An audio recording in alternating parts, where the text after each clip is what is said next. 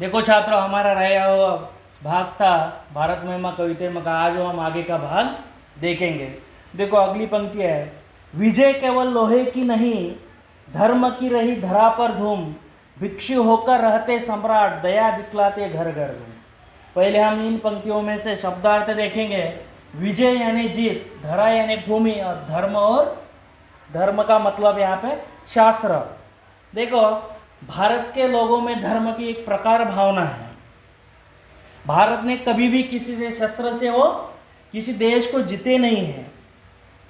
इस भारत में गौतम बुद्ध और महावीर जैसे लोग इन्होंने यहाँ पे जन्म लिया और उन्होंने अपना विशाल साम्राज्य छोड़कर भिक्षु का साधारण रूप धारण कर उन्होंने लोगों को घर घर जाकर दया शांति का संदेश दिया और धर्म का उन्होंने प्रचार किया। देखो, इन पंक्तियों का हम सरल अर्थ देखेंगे। कवि कहते हैं कि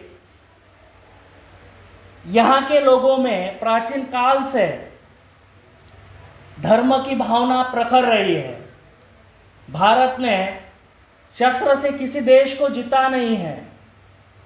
इस भूमि पर गौतम बुद्ध और महावीर जैसे लोगों ने जन्म लिया और उन्होंने अपना विशाल साम्राज्य छोड़कर एक साधारण भिक्षु का रूप धारण किया और लोगों को दया और शांति का संदेश दिया और अपने धर्म का उन्होंने प्रचार किया। अगली पंक्तियां, गोरी को दिया दया का दान, चीन को मिली धर्म की दृष्टि, मिला था स्वर्ण भूमि को रत्न, सील की सिंहल को भी सृष्टि। अब यहाँ पे हम देखें शब्दार्थ। सील यानी चरित्र, सिंहल यानी श्रीलंका। श्रीलंका यानी एक देश है। देखो कि भारत ने विदेशी लोगों को पनाह दिया। विदेशी लोगों को भारत में आने से उन्होंने कभी भारत ने उन विदेशी लोगों को मना नहीं किया और उन्हें दया का दान ही भारत ने दिया। चीन को ही दया का दान दिया और मानव धर्म ही भारत ने ही दिया। श्रीलंका से लेकर अनेक देशों तक भारत ने विनम्रता और विशाल दृष्टिकोण दिया है। यानी कि इन पंक्तियों का अर्थ देखेंगे हम। कवि कहते हैं कि भारत ने विदेशियों की पनाह दिया। भारत में आने से उन विदेशियों को कभी उन्होंने मना नहीं किया, उनको दया का दान दिया। चीन को ही दया का दान दिया, धर्म का दान दिया और मानव धर्म का ही उन्हें दान दिया। और भारत में शिवाजी महाराज, चंद्रगुप्त मौर्य और अशोक सम्राट जैसे रत्न भारत को मिले और श्रीलंका से लेकर अनेक देशों तक भारत ने विनम्रता और विशाल दृष्टिकोण दिया है। अगली पंक्तियां, किसी का हमने छीना नहीं, प्रकृति का रहा पालना यही, हमारी जन्मभूमि थी यही, कहीं से हम आए नहीं। प्रकृति पर यानी निसर्ग, हमें प्रकृति ने बहुत कुछ दिया है, प्रकृति ने हमें पाला है। इस वजह से हमें दूसरों से कभी हमने कुछ छीना नहीं है। यही धरती पर हमारा जन्म हुआ है, ये धरती हमारी है, यह धरती हमारी माता है और हम कहीं से आए नहीं। देखो सरल अर्थ है इस कविता, इस चरण का। कवि कहते हैं कि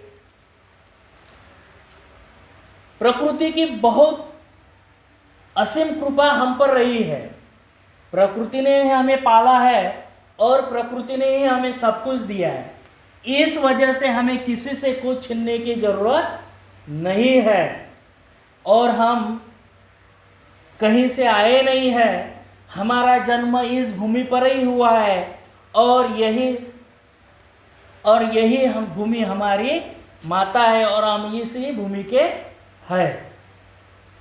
आगे का चरण, चरित्र पुत भुजा में शक्ति, नम्रता रही सदा संपन्न, हृदय के गौरव में था गर्व, किसी को देख न सके विपन्न।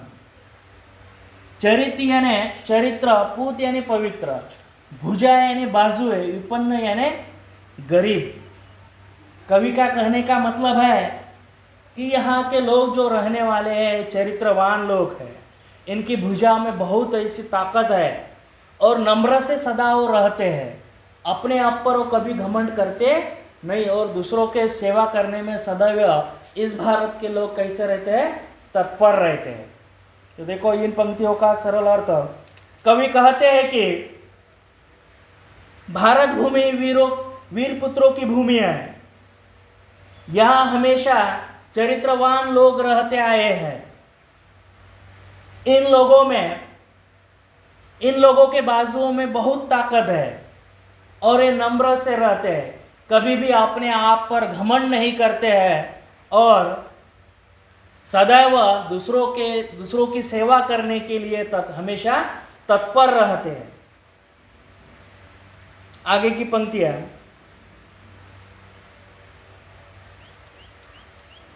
हमारे संचय में था दान, अतिथि थे सदा हमारे देव। वचन में सत्य, हृदय में तेज, प्रतिज्ञा में रहती टेव। संचय यानी एकत्रित करना, यानी एकत्र, अतिथि यानी मेहमान, टेव यानी आदत। देखो फिर कि भारत, कवि कहते हैं कि भारत के लोग सत्यप्रिय लोग हैं। उन्होंने धन को जोड़ा लेकिन खुद के लिए नहीं, उन्होंने दूसरों की मदद करने के लिए या सहायता करने के लिए और दान धर्म करने के लिए धन उन्होंने जोड़ा। और जो हमारी संस्कृति है, हमारी संस्कृति में माना जाता है अतिथि देवो भव, हम मेहमान का सम्मान करते, हमेशा सम्मान करते हैं और हमारा जो मूल्य है, प्राण जाए पर वचन ना जाए, यही हमारा जीवन का मूल्य है। अगली पंक्ति है, वही है रक्त, वही है देश, वही साहस है, वैसा ज्ञान, वही शांति, वही शक्ति, वही हम दिव्य आर्य संतान। यहाँ पे कहा है कवि ने कि हम आज भी ज्ञान के बारे में विश्व में अव्वल है और हमारे में पूर्वजों का खून है, वही खून आज हमारे धमनियों में दौड़ रहा है, वही हमारे में हिम्मत है और हम शांति के पुजारी है और हम आर्य के पुत्र है। यानी कवि का कहना है कि देखो सरल अर्थ देखेंगे उसका, कवि कहते हैं कि आज भी हम ज्ञान के बारे में विश्व में अव्वल है और हमारे पूर्वजों का खून आज ही हमारे धमनियों में दौड़ रहा है। हम शांति के पुजारी है, वही साहस, वही हिम्मत हम में है और हमें आर्य के पुत्र है। अगली पंक्तियां, जियो तो सदा इसी के लिए, यही अभिमान रहे यह हर्ष, निछावर कर दे हम सर्वस्व, हमारा भारत वर्ष, हमारा प्यारा भारत वर्ष। शब्दार्थ देखो, दिव्य यानी चमकते, हर्ष यानी खुशी, सर्वस्व यानी सब कुछ, निछावर यानी त्याग करना या कोई छोड़ देना।